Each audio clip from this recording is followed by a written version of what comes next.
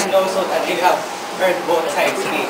I am Chiron. I am the superlative centaur. I am the master of reading hearts. I am a great teacher, healer, astrologer, and tutor. I have a body of a half man, half horse.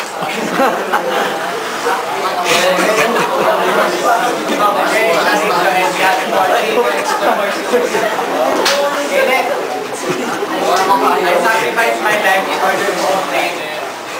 order to allow mankind to obtain the use of fire.